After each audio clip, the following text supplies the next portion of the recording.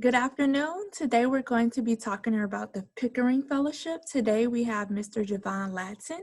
He's a current graduate student at Texas A&M University and a fellow of the Pickering Fellowship. His undergraduate was at Vanderbilt University, and he's going to take some moments to discuss what the Pickering Fellowship is, what's a part of the application process, what are some good opportunities and some good tips to be a strong applicant, and lastly, how is his journey so far as a Pickering Fellow? So Javon, take it away. I'm going to make you a co-host, so you will be able to share your screen.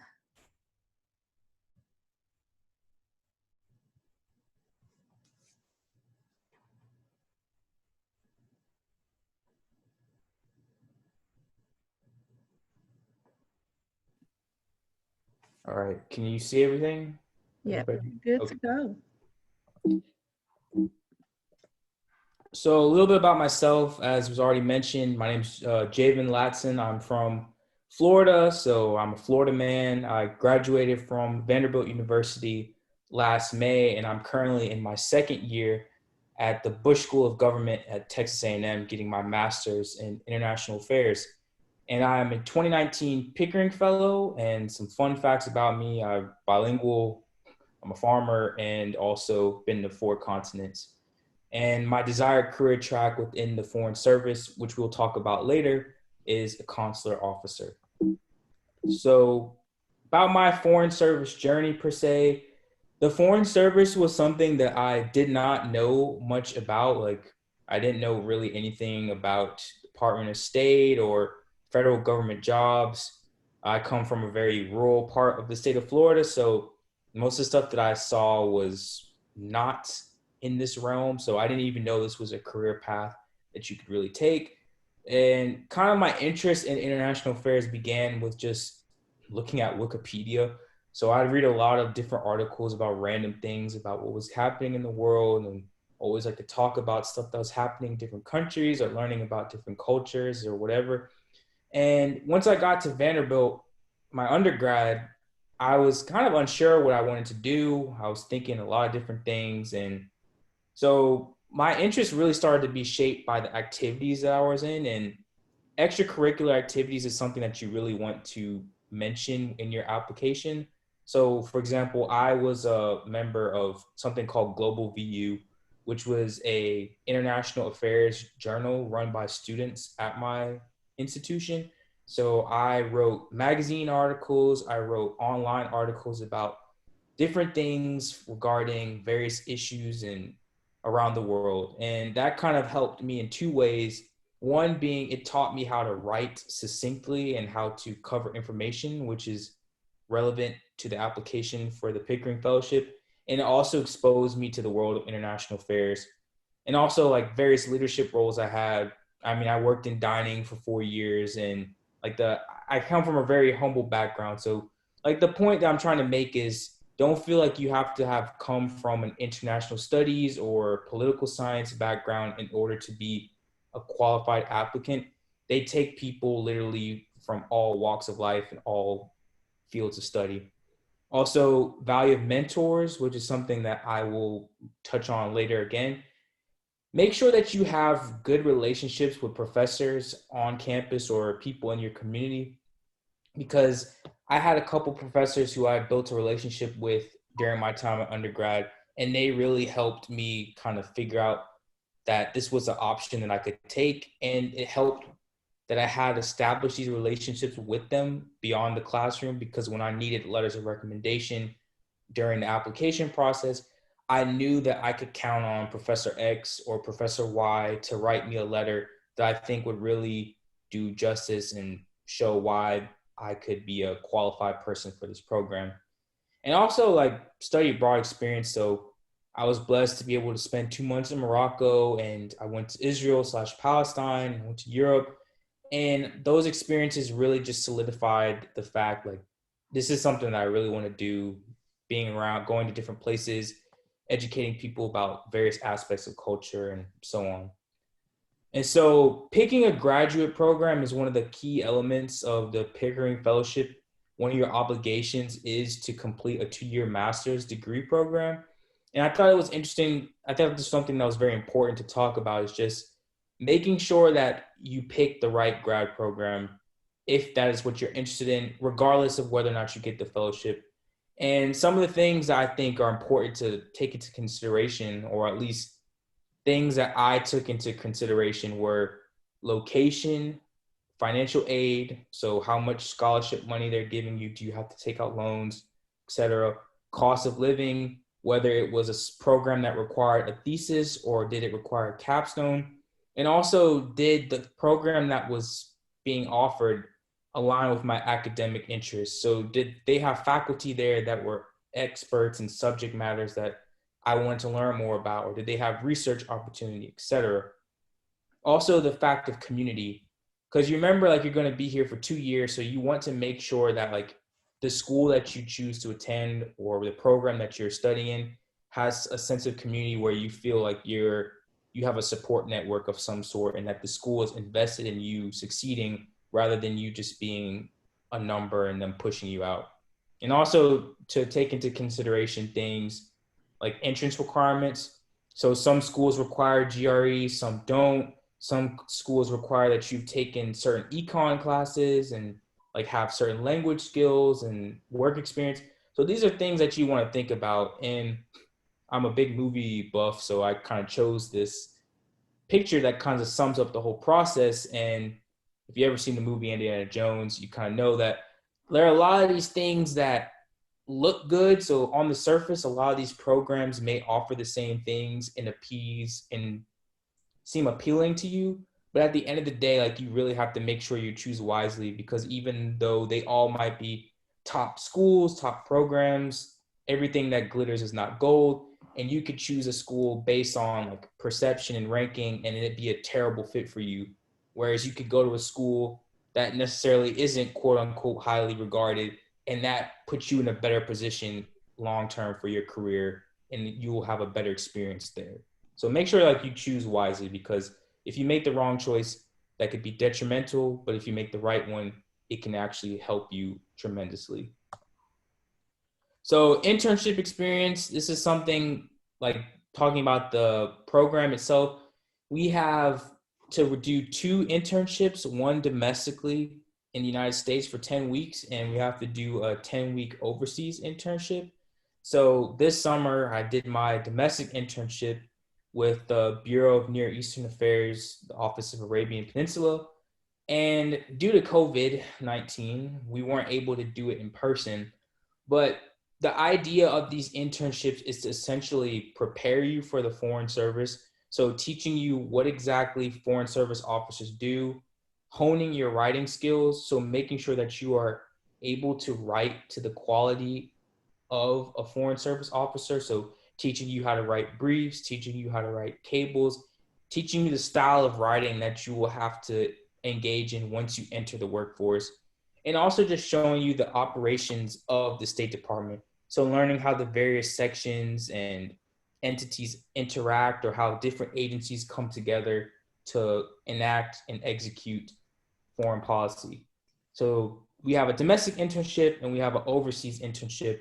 And right now I'm still in the process of waiting that, where I'm going to be going next summer, God willing. But the purpose of that internship is to basically expose you to what life is like on the ground in an embassy or consulate overseas. So your domestic one is learning more about the inner workings of the machine here in DC. And the overseas is to get you that field experience where you're out there, you're actually doing things that are tangible and working as a part of an embassy team.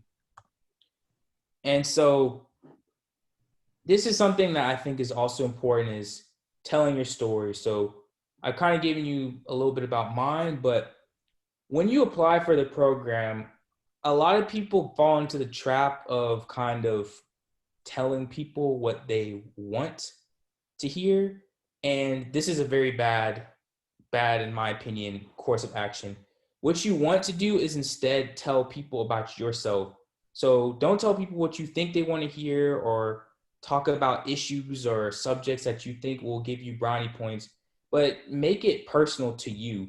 So I have listed here on the left-hand side of the screen the 13 dimensions of a foreign service officer. And you can just Google this. It's on the State Department website, and they have an infographic that describes each one. And so this is something that you really need to learn when you're applying for these fellowships, because these 13 dimensions, in essence, encapsulate what the department is looking for in foreign service officers. So are you able to demonstrate composure under adverse situations? Are you able to exercise sound judgment? Do you have strong oral and written communication skills? Do you know how to work well with others, etc.? And so when you do the application, you're going to have a few opportunities where you have essays. You have a personal statement, which is 600 words or less. And you use that in a way to showcase how the things that you have done in your life relate to the 13 dimensions. Now, it doesn't explicitly say that, but it will definitely get you brownie points if you can take personal, whether it's work experience, things you've learned in the classroom, or stuff you've done in extracurricular activities, and be able to explain how it ties to these different qualities of foreign service. So that's something that I want you to think about. And I recommend that for each of these 13 dimensions that you find like 2 stories that you can use where you can talk about times where you've demonstrated these qualities and be able to tie that to a real world situation. So for example, I worked in dining for all my 4 years of undergrad. And, even though you might not think cleaning tables and stuff is relevant to foreign policy, you can talk about, or how I talked about it was, I was put in a leadership role and I was able to manage people and had to learn how to deal with having few materials and having to learn how to stretch those. And I could apply that to a real life situation by saying, you know, maybe one day I'll be in XYZ country and we don't have enough funds or we don't have a lot of stuff available, but I'm able to learn how to take what I have and stretch it to make the most of it.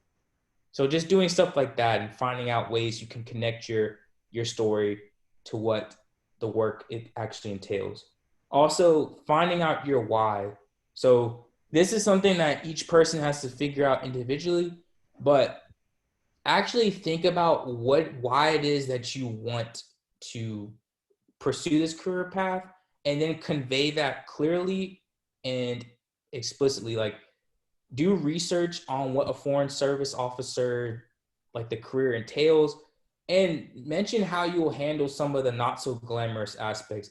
So a lot of people may say like, well, I want to be a foreign service officer because I get to travel and I like learning about stuff. And that's all well and fine, but that's very generic, and there's going to be 12 million other people who will be saying the same things. Like, so think about what it is about this career path. So you have to research it. So you writing this, a good personal statement will basically show that you have researched what the career entails and you know what it's about. It will also incorporate aspects of the 13 dimensions, and it'll show a personal element into it. So I talk about maybe it's an experience that you had, or maybe you want to be able to create positive impressions in other societies about the US, or maybe it's something where you think that, his foreign service historically has been a predominantly white male Ivy League institution, and you want to help contribute to a more diverse foreign service that reflects the actual people that live in this country. You can take it whichever way you want, but actually find out why it is that you want to be not just in the foreign service, but also in this program. And if you're able to fully articulate that and do it in a good job, you will put yourself head and shoulders above the rest of your competition. And so a little bit about the program. Applications are due October 21st. So that's a hard deadline, 11:59 Eastern Standard Time. That thing is due. So make sure you get on that. This year, they actually expanded the fellowships that are awarded to 45. So what happens is, they have so many applicants and they'll give out 45 fellowships, and you'll be notified late November. And once you reach the finalist stage, you have to go to, well, because of COVID, this is slightly different.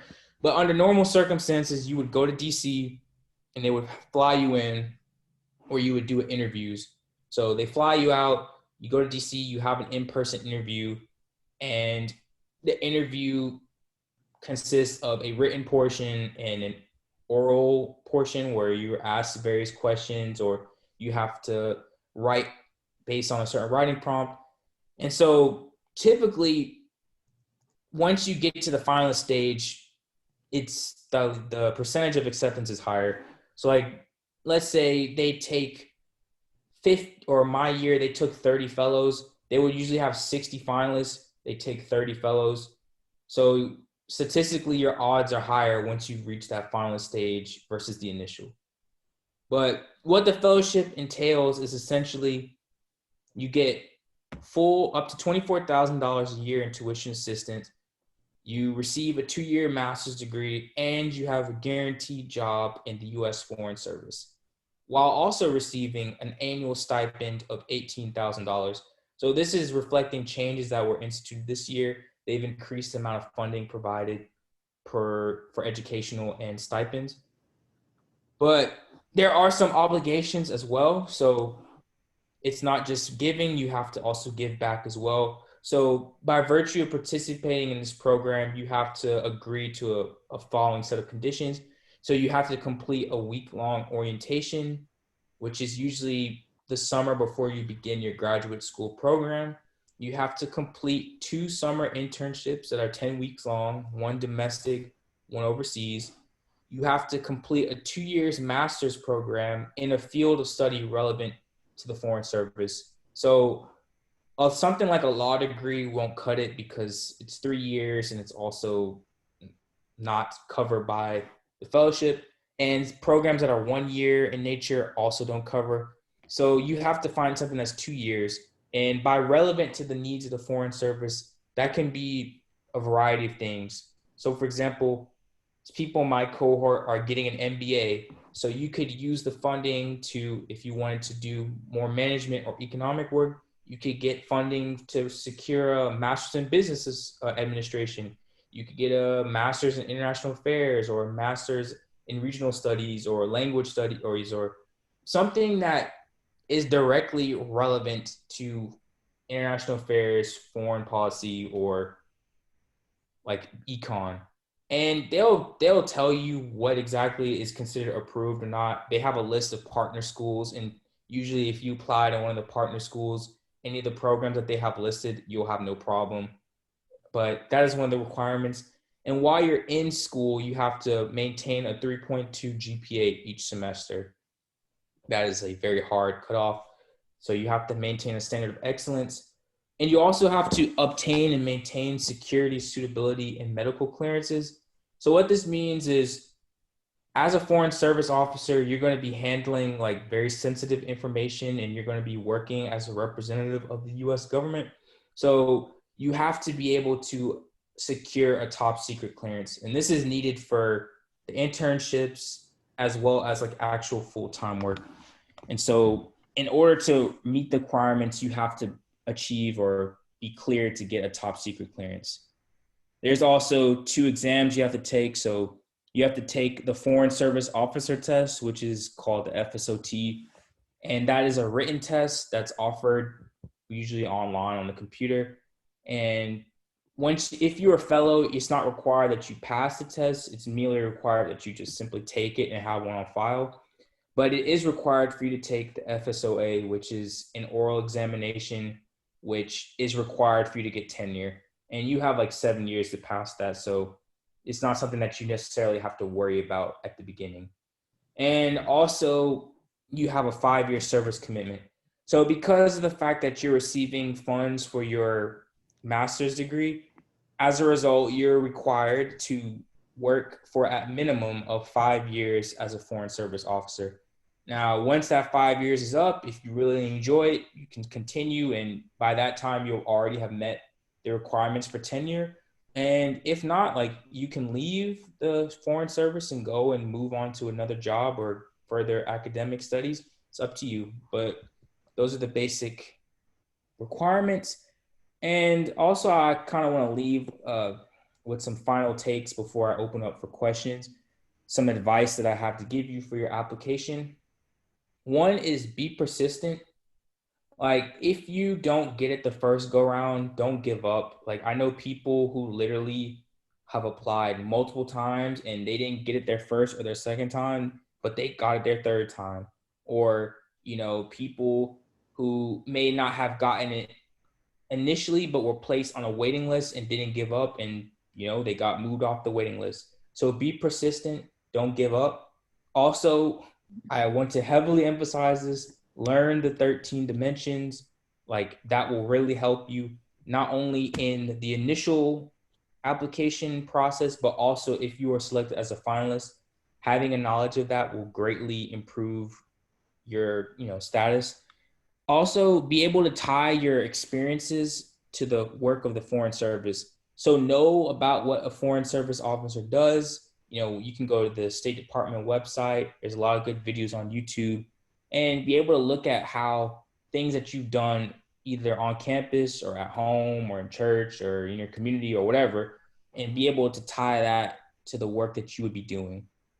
Be a humble brag. So one thing you don't want to do is sell yourself short by like not talking about certain things.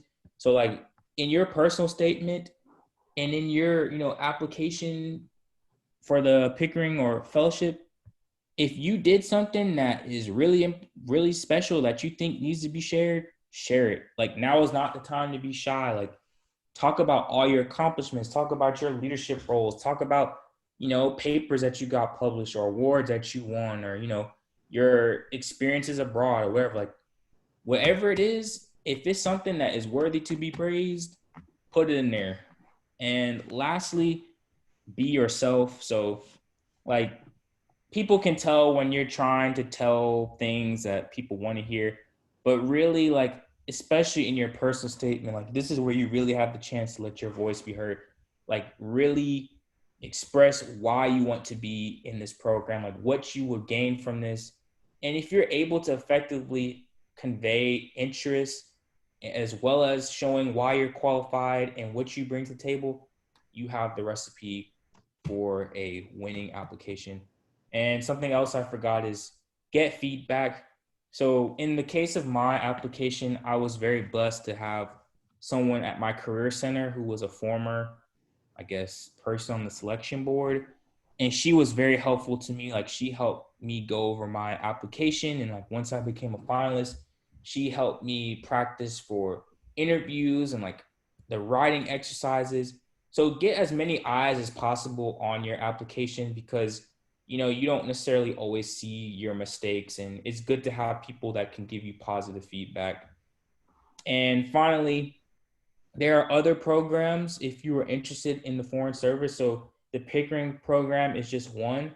There's also the Rangel, which is Rangel Fellowship, which has a nearly identical application. Like, you could practically copy and paste your Pickering application into that, and it is very similar. The only difference is for one of the internships, you do one on Congress versus doing it with the State Department. Same thing, you still get financial assistance. That's one option. There's the Payne Fellowship, Payne, which also is a pathway to the Foreign Service, and a scholarship, which is for people more interested in international development. So if you're interested in things like public health or ag, stuff like that, education, that is another option. And then for the people who aren't seniors, there is the Rangel Summer Enrichment Program, Rangel Summer Enrichment Program, which is a summer program at Howard University, which is fully paid. You receive a stipend. You get chances to learn more about international affairs and visit various government agencies. They provide housing, they provide transportation costs, and they provide stipend. So that being said, I will now open the floor to any questions that you all have. Thank you, Javon. And I love this picture of Steve Harvey. Adds a little humor. Really great presentation, very thorough. I do have a few questions. Is more regarding the interview process. So thank you for sharing with the students what they should include in their application process and really highlighting the 13 dimensions of what makes a foreign service officer. I think that's needed. So that way it gives them direction on what they can showcase what they've done and the connections between those 13 characteristics. But what about the next step? So once, let's say they've passed the first phase, they're in the interview phase. You mentioned, I know there's an oral and a written component. What strategies would you give to help students with the interview process? What are some questions that are asked, and what experience should they relay during this time? Okay. So I can't get into necessarily the specifics of what is asked because of like an NDA, but Mm, I can tell you in broad senses what you can do or how you can be prepared.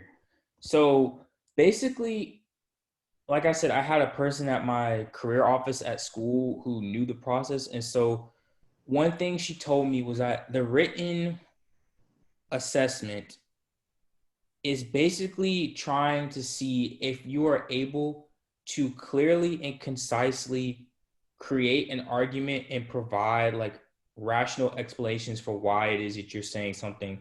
So they don't care about necessarily what you say. Like I could say something like Kanye should be president, but like they're not interested in like the argument you're making, but rather are you able to write clearly? Are you able to write concisely? Are you able to create a clearly constructed argument where I can read that, and even if I think what you're saying is totally crazy, it makes sense why you're saying this. And also there's a time factor, so like you have only I think like an hour, like a limited amount of time to do this. So are you able to articulate this in a clear, concise manner under a timed, like a limited amount of time?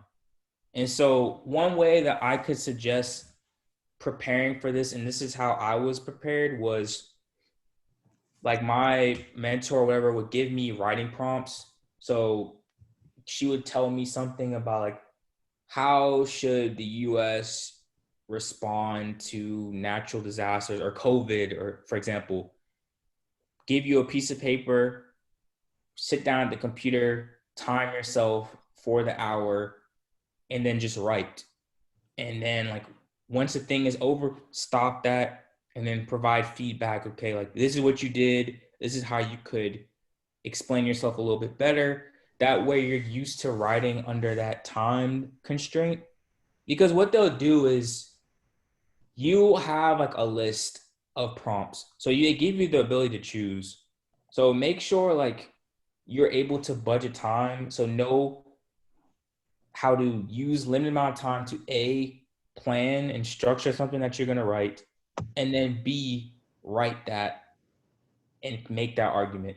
So you have the chance, like they give you a list and it'll be like, let's say 12 prompts. You pick whichever one you think you can do well on, and then you have the amount of time to write. And once they say stop, you stop. about how long is each prompt? About how long is would you say that within that hour is the estimated length to respond to the prompt? See, so what I did was basically, I don't know if y'all do this in Texas, but like in Florida, we had to do these little writing prompt things all the time, like elementary through high school. And so the way I took it was the same approach that I did back then, where the first 10 minutes I dedicated to kind of just jotting down my ideas. So, like, if my thing was, what is the biggest challenge facing the country? Okay, 10 minutes to think, okay, A, what do I think the biggest challenge is? B, what are my three reasons why? And then, like, inserting like sub points that I can make and then a conclusion. So, I would say don't spend more than 10 or 15 minutes on that initial like picking slash like kind of mapping it out, because you really want to make sure that you spend the most of your time writing. Now, for me personally, I think it's better to not just go straight into writing and to actually have that little like web chart or whatever, because it gives me something to follow and I can do that rather than just randomly thinking of stuff. But definitely get prompts, or even, going online, reading like a news article and being able to summarize that. So like you can go look at like the New York Times or something, read it, and then time yourself and say like, can I effectively write what the main point of this thing is, so that if Joe Blow off the street wanted to know about what was going on in Zimbabwe or something, I could explain it in a way that this person could understand it in a short amount of time. Okay. So that is one thing. Also for the oral like interviews, so it's kind of like a job interview basically, where you'll be with people who are like experts in different fields. Like my case, it was three people. Mhm. So what you like, how you can prepare for that is, I'm pretty sure Prairie View has an excellent career center. So like how you would do like a mock interview. So have the XYZ candidate sit in a room, get three people, doesn't matter who they are, sit in the room, and basically the way to best prepare yourself, expect no person to give you any like facial feedback. So like normally when we talk to people, you want to look at how they're reacting, or like, are they nodding, are they like smiling, are they looking like, those people are pretty much trained or whatever to just be like blank faces. So learn how to express yourself, make eye contact with all the people. Like, don't look at the floor. Don't use filler words. So no ums, no, you know what I mean? No, none of that. Speak slowly. And if you need to, take the time to pause and think before you say something. I think about my experience. There was a question that they asked me, and I told the person, I said, well, can you repeat this again? So be comfortable with asking people to repeat a question. Don't feel as if you need to jump straight on the board, because sometimes we feel pressure to just, oh, you asked me a question, let me just explain it. And you end up getting tongue tied and you're not saying stuff that makes sense. Whereas if you would just process it for a bit, not too long, maybe 5-10 seconds, begin your explanation, because you only have a set amount of minutes. Like, I want to say it's 20 minutes that you have with the people. So they have their questions they need to go through. So be able to respond to each question in no more than 2.5 minutes. You don't want to be too long winded. Be to the point, exact. And they'll ask you a myriad of things. Like, I can't get into specifics, but for example, they'll ask you stuff about, similar to what I mentioned. Why do you want to be here? Like, what about this career path is something that you think that you is a reason why? Give your reasons why you want to be a foreign service officer. Oh, okay. Talk about a time when you exhibited XYZ trait. So going back to that 13 dimensions. And that's why I really emphasize that, because you also don't want to use the same examples multiple times. So if you all you talk about is the one summer that you worked in the soup kitchen downtown in Houston, and you use that one experience for every single, no, make sure you have at least two stories for each one. And it's okay if you mention a similar experience for different, quality traits. I did that, but don't try not to do it more than two times. So don't mention the soup kitchen for 5 of the 13. At a max, cap yourself at two, but also have alternatives. And make sure you have one for each, because you never know which one you may have to speak about. So know those 13 dimensions, know why. Think about the aspects of the job that aren't glamorous. So go online and read different people's blog posts. or actually think about stuff. For instance, you may have to be away from your family for a long period of time, or you may end up in a country that's not nice and has the amenities that you have here. So show that you actually thought about the facts that the career isn't always glamorous, and show that you recognize that but are also able to find ways to mitigate that, because doing so will show that you thought about the career and you researched it and you are familiar with what actually is entailed.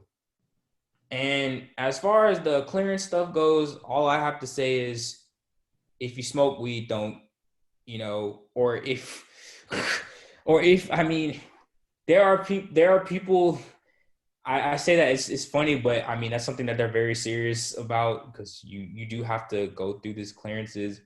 If you've gone on vacation, make sure you just have records, you know, be able to explain why you were in Mexico for 3 weeks, stuff like that. Make sure you have a good relationship with your professors or with your prior employers, because they will ask your employers and stuff question. They went to my high school, got my transcript, they talked to my neighbors, they talked to my roommates.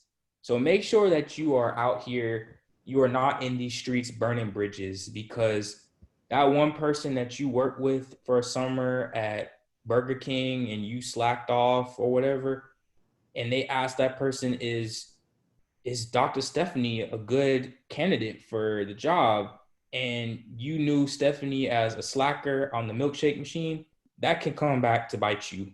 Like, so make sure that you are having positive relationships with your professors as well, because you need people to write you letters of recommendation. Those are very important. And yeah, that's kind of it. Also, don't be afraid of not coming from a background that's political science related. The whole point of these fellowship programs is to diversify the foreign service. And by diversity, there's racial slash ethnic diversity, religious, vocational, also economic. So this program is for people that have them like financial need. I need to mention that. I thought about it. So you will have to show, foreign aid, Lord have mercy, financial aid, so FAFSA forms, like student aid reports, and talk about necessarily the financial situation. This is why I need the scholarship, XYZ, blah, blah, blah, blah, blah. That is a tenant component of the application, because it is to help people who traditionally haven't always been a part of this. So that's also stuff to be mindful of. So make sure you have those documents accessible. Don't get to October 21st and not know where your FAFSA form is, and you have to ask mom, dad, granddaddy, grandma, where's my FAFSA report? Where's my student aid report? Have that stuff easily accessible. Thank you, Javon. That's Yeah. very thorough, very helpful, very helpful. Yes, thank you so much. And these clearances, do they happen?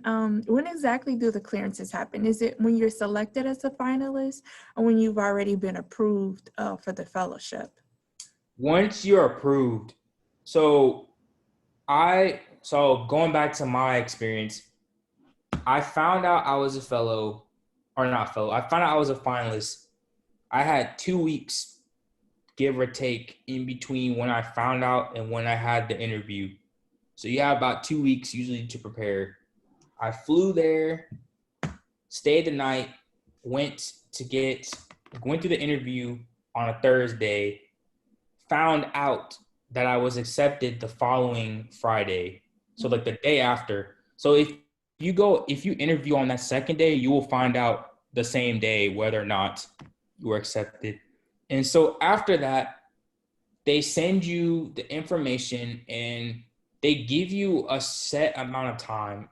It's no more than a week, I feel like, where you can either accept or deny it. So they give you some time to think over it, and you sign the thing saying, I am going to uphold the aspects of this, the requirements of this contract, sign.